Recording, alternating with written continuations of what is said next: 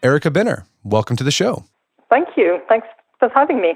So you published a book called Be Like the Fox, and it's sort of, you're trying to redeem one of the most loathed men in at least political history, Machiavelli. His name's become synonymous with duplicity, amorality, evilness. Before we get into that, you've sort of made a career for yourself writing about Machiavelli. How did you get drawn to him as a subject? Yeah, this is a question that still puzzles me quite a lot. If anyone had told me about 10 or 12 years ago that I'd end up writing 3 books about Machiavelli in that space of time, I don't know what I would have done. I would have been horrified. It was kind of an accident. I was working on something completely different, nationalism in 18th and 19th century, and Machiavelli is somebody who a lot of kind of theorists of nationalism like Rousseau, and Hegel would mention a lot in a favorable way. So I thought, well, I'll just kind of have a closer look at Machiavelli and see why he's so interesting. Of course, I've heard his reputation. I've been teaching, one segment of a course on political history and political theory. Machiavelli had been a character, but I hadn't read him closely. As soon as I started looking more closely at what he wrote, not just in The Prince, but in his other works, like the Discourses, I just realized he was a lot more confusing and interesting than I ever realized. The main thing was that he contradicted a lot of the things that he's famous for saying over and over in his works. He's famous, as you said, for being a teacher of evil, for saying, better be feared than loved, for seeming to promote princes ahead of republics. But when I read closely, it looked to me like he wasn't always saying that. And basically, I got hooked on trying to crack him, trying to kind of work out what's the bottom line of this confusing, bewildering writer. So how did he get the the reputation that he has is, as you said, favors princes or monarchies over republics.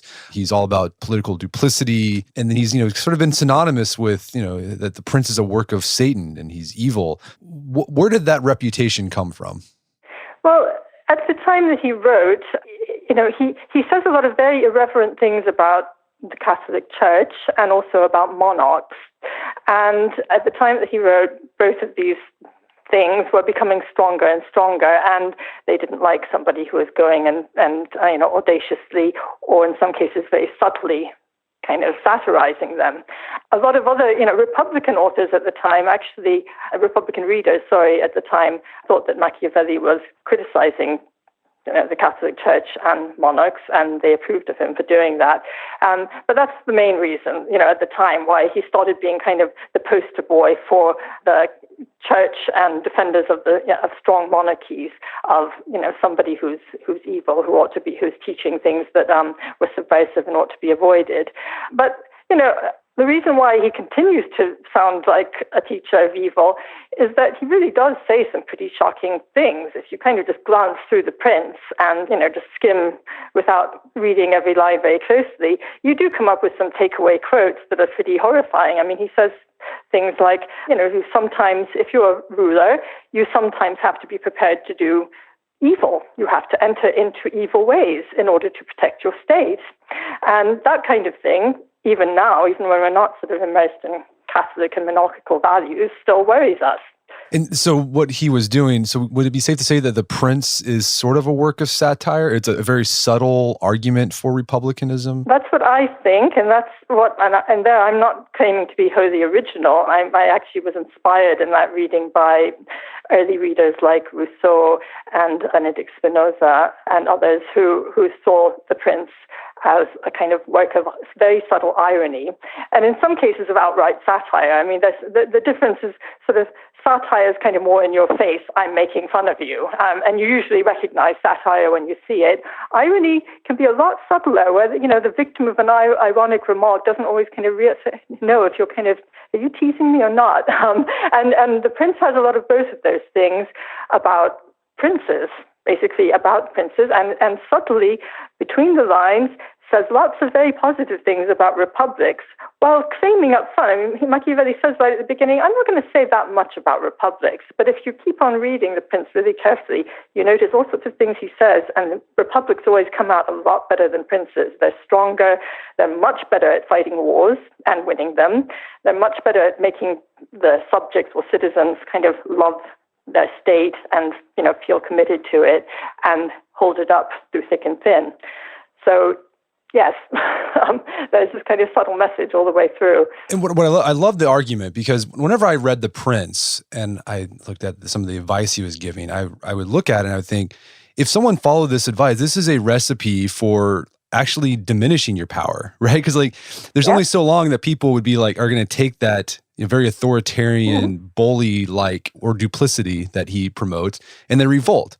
So when I read that, it's this is actually kind of sly of Machiavelli. He writes this manual, it's supposedly for princes or cardinals or whatever, and it's if they follow this advice, it'll actually lead to their ruin and actually promote republicanism. Yeah, and this is kind of the odd thing to me about it. Kind of always kind of puzzled me.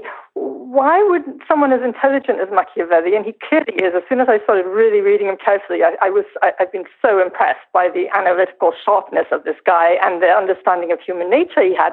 Why would someone who's that intelligent and subtle think that everyone else is so stupid that they just fall for this kind of trick, and that princes could easily just kind of, step all over, whoever they felt like conquering? He often says, men are easily taken in. People are one thing about human beings is that we're easily taken in by snares and traps. And that's the kind of weak point that human beings have, unlike foxes. That's hence the title, Be Like the Fox. Foxes, he says, are really good at seeing through snares. And that makes it, harder to kind of trap them. Human beings are kind of easy to trap because they're kind of gullible and they thinking about their present interests and not very much about the future. But once you've got them, if you're stupid enough to think that you can hold them easily, then you're going to you're going to have another thing coming. In The Prince, that's exactly what he says to princes about trying to hold republics. You can get them by being sneaky, and people are kind of going to let you maybe be taken in by some of your tricks. But once you've got people conquered, if they're used to freedom, they're not going to like it, and they're going to fight back. And your life will not be fun as a ruler. The life of being the most powerful man in Italy or wherever is not going to be as rosy as you thought it was going to be. So I think to fully understand the context of Machiavelli's work, not just The Prince, but his discourses, it's important to have at least a rudimentary understanding of Italian and European politics. And I'll admit, when I was reading the book, you had that list of cast of characters at the beginning. I found myself having to go back over and over because there's so many different people involved, and people would rise to power and then fall to power, and then they would rise back to power. So what was the political world like that Machiavelli grew up in? Yeah, that's a good, just on that point about, when I first started getting into Machiavelli about 10 years ago, I had no clue about this history. I'm a political philosopher. I didn't know much about it. I knew nothing about Italian history, really. And so I completely sympathize with anyone who just says, too hard to get everybody straight. And when you pick up The Prince, you also might have that thought. I'd read The Prince and I'd think, I'm not going to really be able to get into this because there are too many names of people that I don't know. But I just say it's really rewarding once you do. About the context, there's a political world in Europe that Machiavelli lived in. The basic fact about it, I think, is that borders were always changing. There was no territorial stability, and states were constantly expanding and trying to take bits of other states. So it was very unstable in that sense, constantly in upheaval.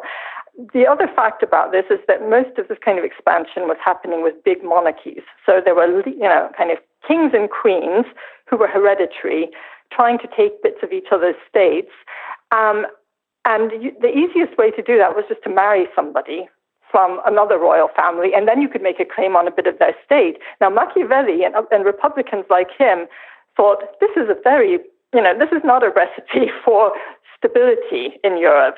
If you want to have a more stable kind of setup, wouldn't it be better to have not ruling families running states, but to have peoples running them on a kind of more permanent basis? That was one of the good arguments that they had for republics.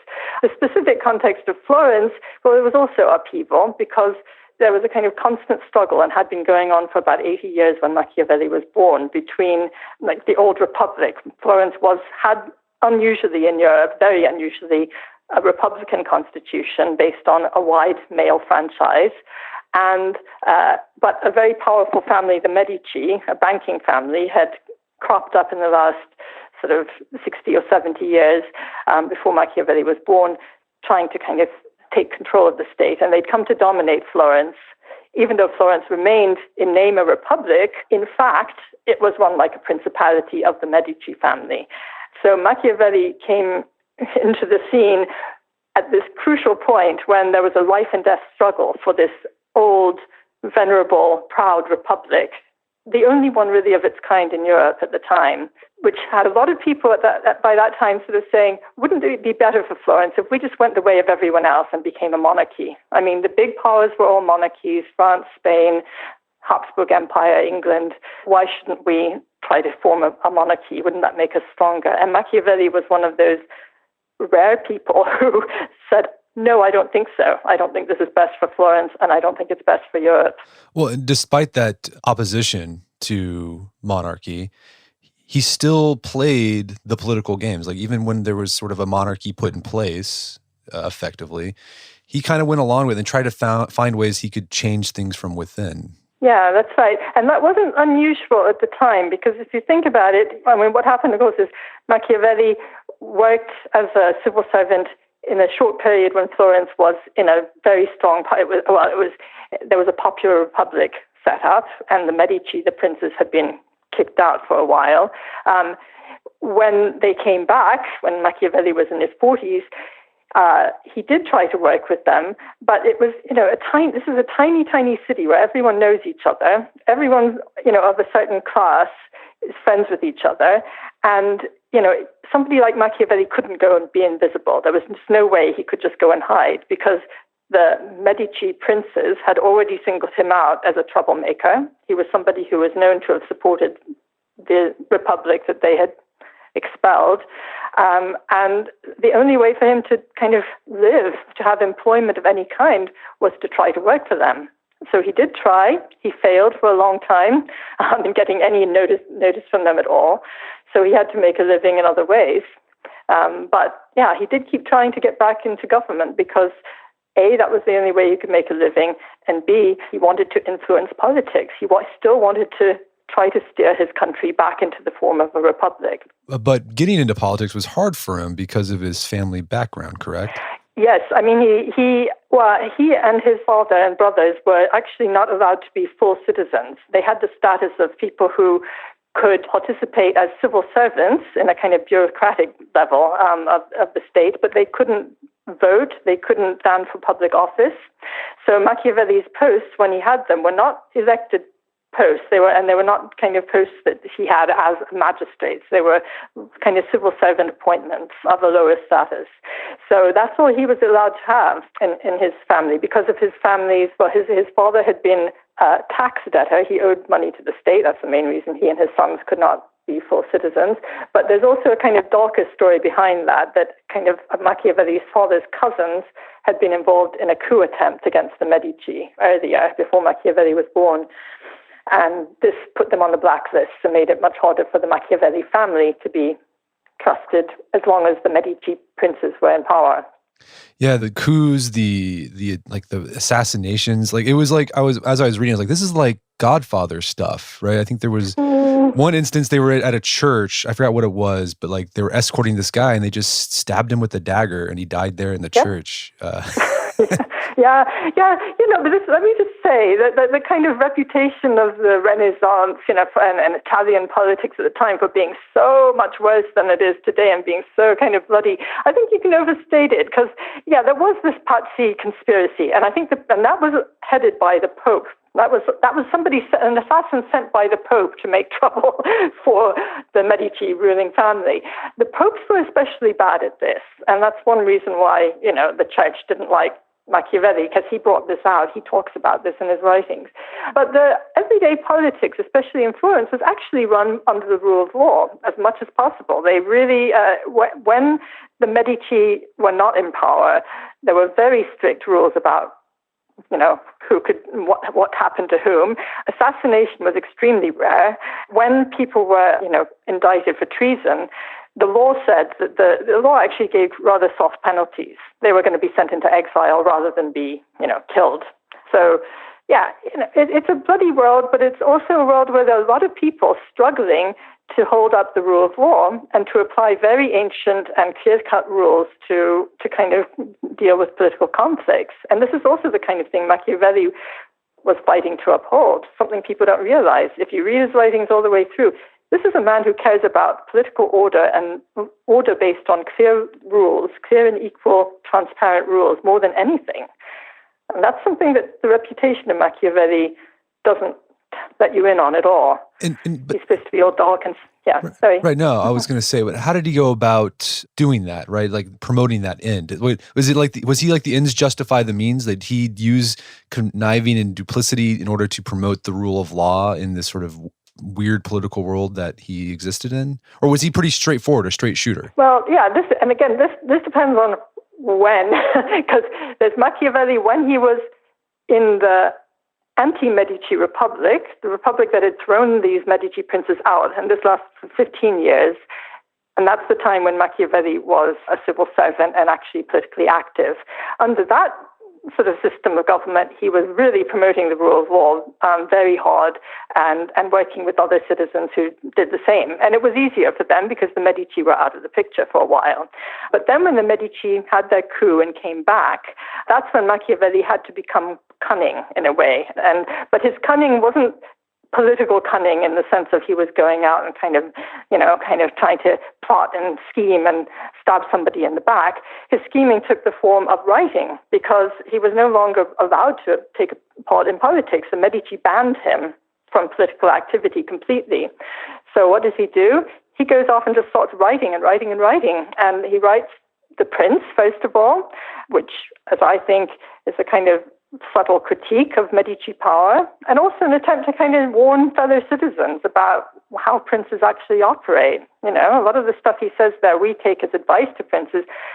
What if he's actually just saying, look, this is what princes do to get to power. A lot of it isn't very nice. Be careful what be careful what you wish for if you're wishing for princes, because this is what you're going to end up getting.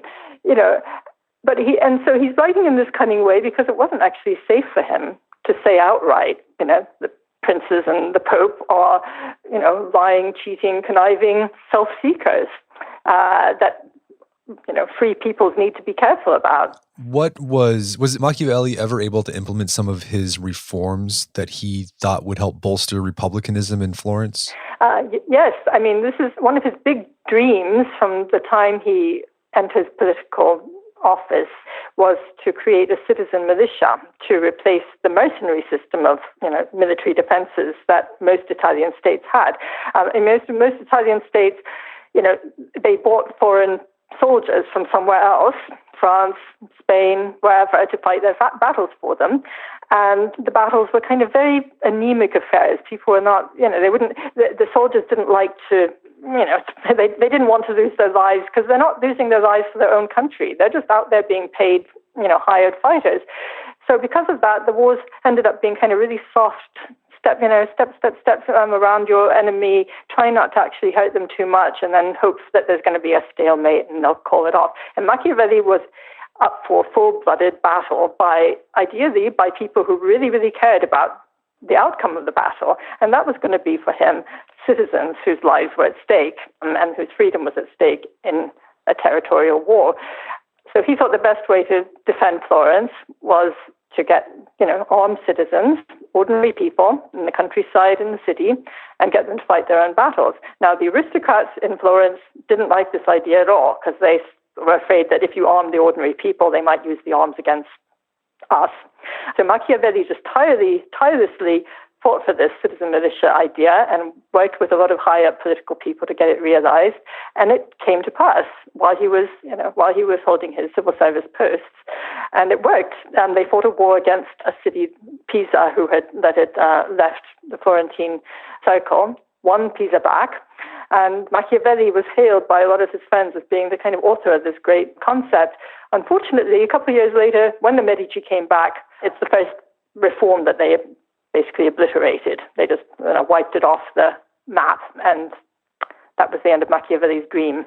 Yeah, I think that's a perfect example of Machiavelli's actions contradicting, advice he gives in The Prince. Because one of the things people always point out in The Prince is piece of advice is that a prince, one of the first things they should do is disarm the subjects. But there, his actions, Machiavelli is like, no, I'm going to arm the subjects. That is how you defend a republic. Absolutely. This is the key. I mean, that's the one point where I think all Machiavelli scholars agree that this militia was, the heart and soul of Machiavelli's kind of project. And, we disagree about lots of other things, but everyone agrees on that. And like you just said, I don't understand why, if they realize how ready he was to kind of arm the citizens. And in fact, he also says very clearly in The Prince, if you want to arm the citizens, you have to actually give them some political power too. You can't just kind of give them arms and then leave them politically powerless, because then, of course, they're not going to like you. And then the threat is going to be that they might use the arms against you. So if you want to feel safe in arming them, you have to give them more political power. You have to give them employments that, economic employments that give them some sense of dignity. And he actually uses this militia not just as a way of trying to find better military defenses, but also as a kind of argument for making, Florence into a deeper, more democratic republic where, people actually have more economic equality and more sense of, mutual respect. So that's a pretty strong argument against the idea that he thinks principalities are the best way to go. And Machiavelli was influenced significantly by ancient writers from Greece and Rome. Were there any writers in particular that influenced his ideas about democracy, republics, etc.?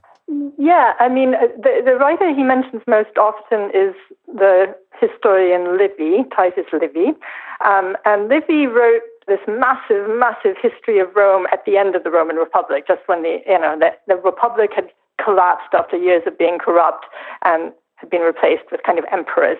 Livy regretted this. He was very sorrowful, and he writes this big, long history of the Republic and how great it had been in the past, tries to diagnose the reasons why the Republic fell. And Machiavelli mentions him a lot as a source of lessons on how you can save republics from internal decay and internal corruption that, makes them self-combust. Tacitus is another Roman author he uses a lot. Tacitus was very sly, subtle critic of the Roman Empire when he lived under it. He writes very subtle critiques without quite showing his cards. So it's hard to kind of, nobody could really easily persecute him because he didn't, you can't really pin down what he's really saying sometimes. I think Machiavelli was very influenced by his style of writing. And like you talk about the book, this is when the printing press was first invented at the same time. So he had access, he'd make trips just to buy these books for his own personal library. Yeah, that was actually Machiavelli's dad, who was a really interesting guy. That was Machiavelli's dad he's the one who, he didn't have a full-time job, even though he was a very highly trained and respected lawyer by education. He hardly ever practiced law, probably because he thought the Medici system he was in was too corrupt, or they didn't want him to practice. But what he did do was, spend a lot of time reading, and he offered to kind of copy out a whole kind of index of Livy's many, many works if he could get the book for free from his friend, the printer. And so this is the book, the great first 10 books of Livy that Machiavelli wrote his discourses about. His book, The Discourses, is actually called The Discourses on Livy. And he uses Livy as his main kind of inspiration, talking about how, and the theme there again is the theme that's so topical for us today too. It's how do great republics decline? What goes wrong? And how can you, he was looking back as Livy was on, the glorious history of republics that nevertheless come to ends, and sometimes by their own hands, by their own mistakes. And so I think Machiavelli's main, point was to try to teach future generations, as well as Florentines, how to kind of see the dangers before they get too big, how to kind of try to protect your freedoms, your good institutions that we tend to take so much for granted, and to spot the kind of diseases before they become lethal. So another theme in Machiavelli's work, a big one, is this idea of fortune. And I've heard people say that The Prince is a sort of a guidebook on how to master fortune. First, what did Machiavelli and his contemporaries mean by fortune? Because I think we use that word differently than people, say, in the Renaissance did. Yeah. I mean, fortune is basically, it's a word that signifies the unpredictable in human life. What is incalculable, unpredictable, what you cannot entirely control. That's what it means for Machiavelli and for the ancients that he is drawing on. I mean, it's a concept you find in all the ancient Greek and Roman writers too. Now, the thing about talking about fortune being something you need to master, the thing about fortune, the way I just defined it, is you can't master it. I mean, by definition, fortune is something that is not masterable. So when modern people say, yeah, Machiavelli's teaching you how to master fortune, no, he's not. He's teaching you, first of all, remember that fortune is not something you can master. There's always going to be some unpredictability in life, in politics, whatever it might be. So get used to it, bite the bullet and understand it. Second point is, if you decide that you're going to try to master fortune and waste a lot of time at that rather pointless end, you're not going to get very far because fortune is unreliable. You might actually manage to get, a good string of luck and to think, okay, now I'm really getting this. I've got, I'm controlling things now. By one way or another, I've got it. You get too confident, you start to rely on luck, and that's going to make you work a lot less hard at what you actually need to do to make a stable state or to consolidate your own personal power. Fortune is unreliable, and you'll be surprised if you think that you're doing really, really well, and you find a lot of politicians who, to everyone's surprise, seem to be kind of flying really high, getting massive successes, whether it's Napoleon or Cesare Borgia in Machiavelli's own time, or many people we don't have to name in our own time. Why is this happening? This is amazing. Well, Machiavelli says, if they're not doing the things you need to do in order to consolidate your power, to consolidate power takes virtue is how it's translated, and virtue is hard work. That's one of the main qualities of virtue for Machiavelli is very hard work, looking way ahead, foresight, knowing your own limits, getting firm allies because you can never do everything all by yourself, so you need stable friends, not just fair weather ones, and getting this kind of, building political orders and institutions and power bases in those ways is much better guarantee than relying on fortune. Yeah, as you said, highlight in the book, he uses Borgia, right, as an example. Like it was sort of a subtle dig. It makes it sound like when he wrote it that he was praising this guy, but if you read between the lines, what Machiavelli was saying, this guy is only in power because he just got lucky. Yeah, I mean, did you get that reading it? Because it's hard. This is one of the hardest bits of Machiavelli, and you'll get really, really excellent lifelong Machiavelli scholars who still don't see that, and others who do, but nowadays not so many. But there is this kind of, it's a hard thing to do. It is wonderful satire. He uses all these very good words with Cesare Borgia. He says, I would always present him as a model to be imitated by anyone who wants to win power through fortune. So here it is. Here are these wonderful things he did. But you got it, right? If you say, I would hold him up as an example for anyone who wants to get power through fortune. But a few pages earlier, Machiavelli has just told us, he says black and white, if you want to get power and hold it, fortune is not the way to go. Don't rely on fortune. Rely on virtue, which is the opposite of fortune. Because fortune is, fortune is easy. Virtue is hard work. Fortune is quick and fast. Virtue is long and hard. These are old classical themes that Machiavelli is just playing on again. But, he does seem to praise Cesare Borgia, but between the lines, he tells you how did Cesare get to power? It's not precisely just luck, because fortune here, Machiavelli breaks it down. Being a very concrete-minded guy, he says fortune is money. I've got a lot of money, and so I can buy my way to power. It is other people's weaknesses. Oh, good. I'm an opportunist. I see a chance to kind of jump in there and make myself powerful because somebody else is in trouble. And fortune is relying on other people's strengths and resources, not my own talents and hard work. And he shows you in this little chapter about Cesare exactly how he operates. And he never stops up working with money and depending on fortune, on money and other people's weaknesses and other people's resources. So that's what fortune is. And he's, leaves it to the reader. Does the reader get it? If you're not going to get it, then, you can read Machiavelli's Prince and think, do I get this or not? Well, if you don't get it, then you might try to imitate Cesare, and good luck to you.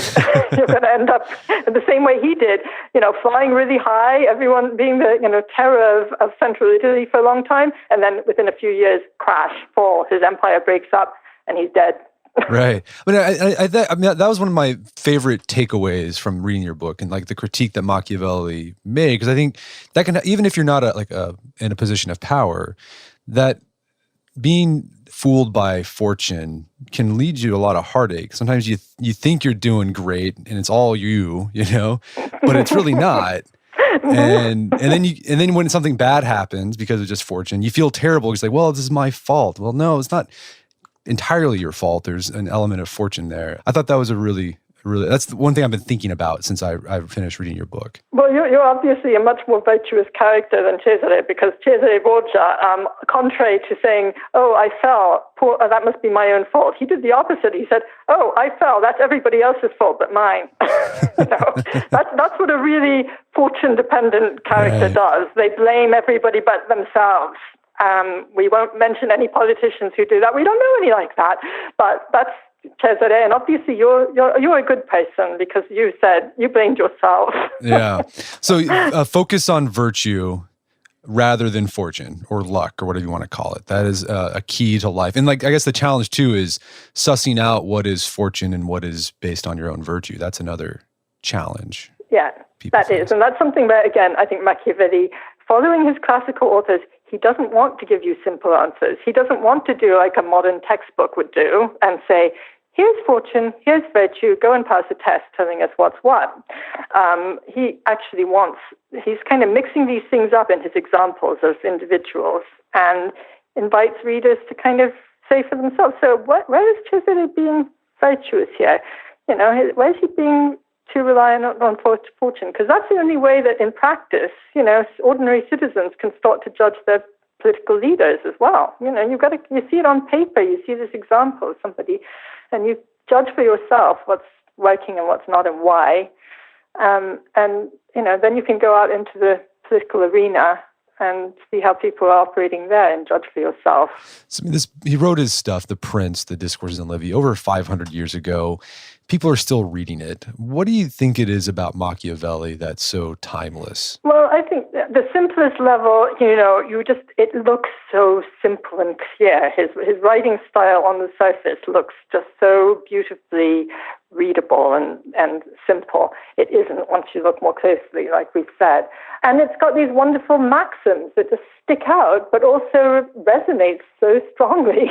Whether the maxims are the kind of nasty Machiavellian ones about how, conniving politicians operate, or whether it's his kind of more uplifting points about republics and how to save them from decline, these are problems that are always with us. Politics and human nature, as he says, don't change.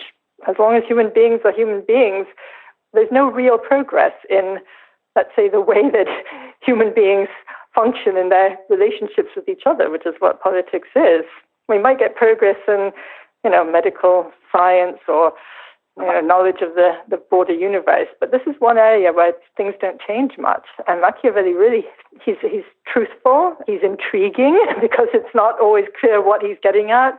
It hits the nail on the head. Yeah, I love that portrait, that famous portrait of Machiavelli, where he's sort of got like this sly smile on him. And after kind of reading, his whole work is just sort of a work of slyness. And I like that picture. It makes me wonder what he was thinking when he had that portrait done of himself. Yeah, but don't you think he looks he looks like it's a kinder kind of, kind sort of slyness. It's slyness not in the interest of, let's just get ahead. Exactly. Which is what people think. It's more a slyness in, hang on, let's defend ourselves better, all of us.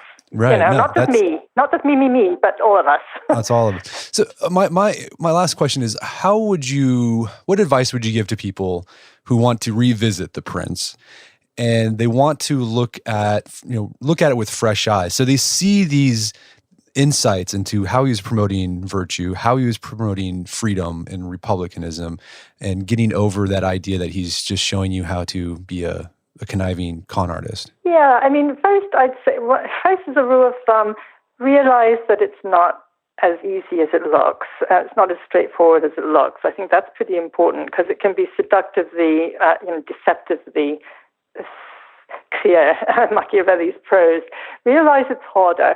And then I would say, although I'm in favor of kind of reading books like The Prince all the way through, maybe counterbalance the reputation that is in all of our heads about Machiavelli, counterbalance it by doing the opposite of what most people do reading The Prince. Most people go straight for the kind of standout, jump off the page, Machiavellian quotations and say, okay, that's Machiavelli. The rest they kind of skim. At least I used to do that before I really got into him. Instead of that, look for the things where he talks about republics, starting with, and when he mentions the word freedom or republics, go for it and really look at what he's saying and feel the passion even. It's in chapter 5 of The Prince, which is where he first really talks about republics. They just burst on the scene in this heated way. Everything that's happened before it in the first 4 chapters is cold princes, this is how they operate. Suddenly there's republics, and what are they doing? They're resisting the prince. They're resisting very hard, and they're making life absolute hell for the prince. And I would really go for that, and then go to the discourses too, and look at a couple of chapters where he does the same thing, where he talks about republics in ways that's very hard to make you, to resist the thought that, hang on, this is somebody who's, not just saying that republics are sometimes the best form of government, pragmatically speaking. This is someone who believes that as a matter of deep principle for human beings at all times, this is the best way to go and not princes. And the other thing I've done is highlight the word fortune. I've been on the lookout for that. Fortune. But does that really help? Does that help you get to a Republican Machiavelli? No, maybe, but the idea that virtue is more important, right? Don't just rely on sort of like the Borgia guy. Like, don't be like him. He might, when he mentions fortune, it doesn't mean it's necessarily a good thing. Good, yeah. Good point. Yeah, that's highlighting. I mean, I could show you some of my Machiavelli texts. I've got highlights and highlights of all kinds of words that stick out. I mean, I shouldn't. Yeah, if you want to get a nice little guide to how I read The Prince, I've got a whole book on just Machiavelli's Prince, where it's kind of chapter by chapter, and I even set out at the beginning a list of key words and how he plays with them. So there's that book too, which is just it's called Machiavelli's Prince in New Reading.